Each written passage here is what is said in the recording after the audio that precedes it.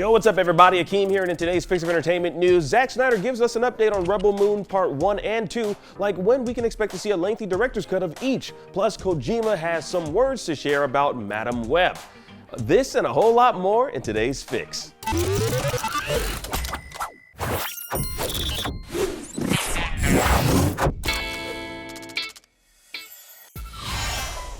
One of the GOATs in the video games industry recently updated his followers on his movie-going experience. Hideo Kojima saw Sony's latest box office disaster, Madam Web, and had this to say on Twitter: "Saw Madam Web at the theater."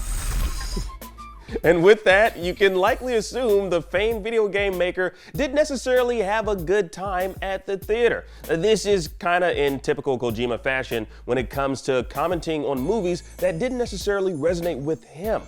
He's done the same with the Marvel's film, only sharing with his audience that he saw it in IMAX, at an IMAX theater. That was it, nothing else. And don't think that Kojima just doesn't necessarily have a way with words. He had all of this to say about the Killer movie and said this about Avengers Endgame. Now, he's also done so for various other movies he appreciated, like Pacific Rim, calling that movie the ultimate otaku film and an inspirational love letter. But when it comes to Madam Web, Kojima's one sentence merely confirms that the current movie he's seeing is in theaters. It is indeed a movie that he saw. And nothing more, nothing less. But given his track record of doing this for certain movies, fans speculate that it also serves as a subtle review of the movie. Now, since he doesn't expound upon his thoughts on the themes in said movie, it's assumed that there were little to no substantive takeaways for him as a creative.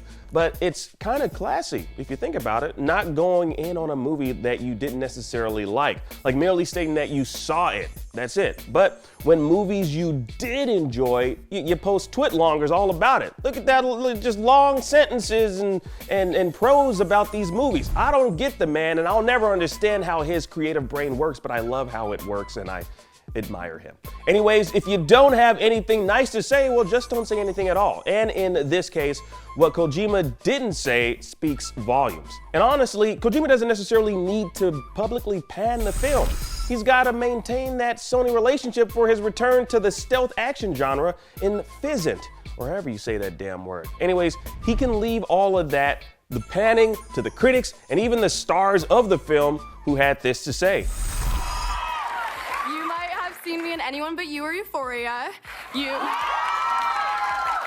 definitely did not see me in Madam Web. Now that was Sydney Sweeney, and while she stated that the majority of folks haven't seen the film, it managed to scrounge up $90 million at the global box office. Now, while that isn't necessarily too impressive for a movie that's been out since Valentine's Day, Madam Web has officially broken even and made a few mil on top. But it's still quite a few $1 million off from being considered profitable for Sony Pictures. And when you look at the international box office, say China in particular, Madam Web is managing to lose to re-releases of other films. Now, the promotional re-release of Dune Part 1 toppled Madam Web in the Chinese market, with viewers being far more interested in sandworms than tropical arachnids. It just goes to show that maybe Sony needs to kind of rethink its direction in regards to the live-action Spider-Verse it seems hell-bent on pushing onto audiences. Like, no one wanted that Morbius movie. Morbius? Who was Morbin time? I didn't want a Morb any time. Anyways, that movie sucked. Yes, and so does all the other movies that they're making. You guys need to stop. Seriously, Bad Bunny was going to star in that feature film based on the Spider-Man villain El Muerto, but that's not happening anymore. And seeing how Madam Web was received, I doubt he's too upset about it. He's not. He's just gonna make some smash musical hits. That guy's a superstar, and a WWE superstar on top of that. Anyways, even weirder than that and more obscure, Donald Glover and his brother are still working on their Hypno Hustler movie based on a classic Spider-Man villain I doubt too many of y'all have ever even heard of.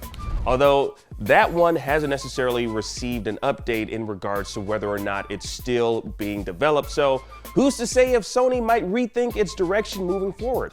Kraven the Hunter is still slated for an August release, and while he's a more well-known Marvel villain than the rest of these characters, I have doubts he can carry a whole ass movie without Spider-Man as the star. After that, we've got Venom 3. Now, maybe Tom Holland will finally make an appearance. I'm not gonna hedge my bets on Spider-Man popping up though. But you know what? Kojima's food for thought, though not much. Maybe it'll help Sony reassess this tangled web of superhero movies, because it's one cinematic universe that seems to be hanging together on a thread. See what I did there? Y'all saw it and y'all watched it. Now, in other news, Prime Video released these new photos of the upcoming Fallout series. In the posters, we're treated to retro-style images of the cast, like this one of Lucy enjoying a Nuka-Cola, Maximus all tapped out and in need of a boost, and Walton Goggins' ghoul character using some of those bottles of Nuka-Cola for shooting practice.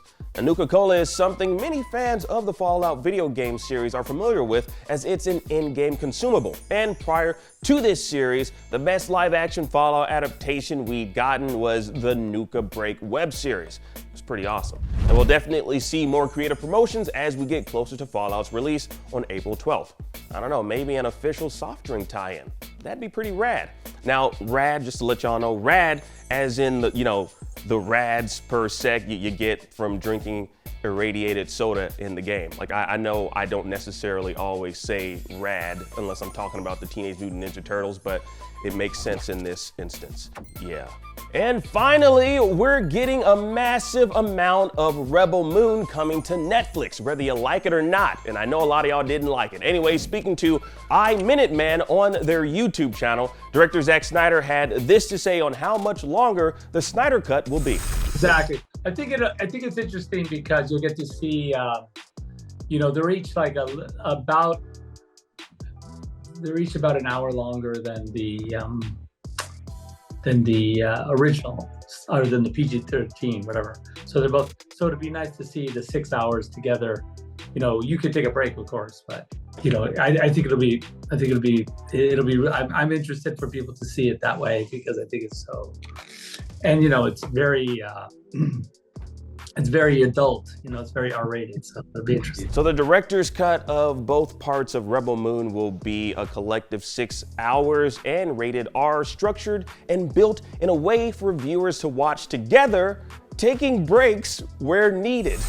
You're gonna need some bathroom breaks for sure. And Snyder also gave us a projected release window of this summer for the Snyder cuts of Rebel Moons 1 and 2. I personally don't think I have 6 hours to sink into any movie, nor do I understand the concept of producing something of this nature. But you know what? Big ups to him for doing so for the Snyder fandom. And shout out to those Minutemen for conducting the interview. All right, and that about wraps up for today's Fix of Entertainment news. Now that you're caught up on today's news, please check out our previous episode. Download the IGN app on all your devices, and for everything else, stick with IGN.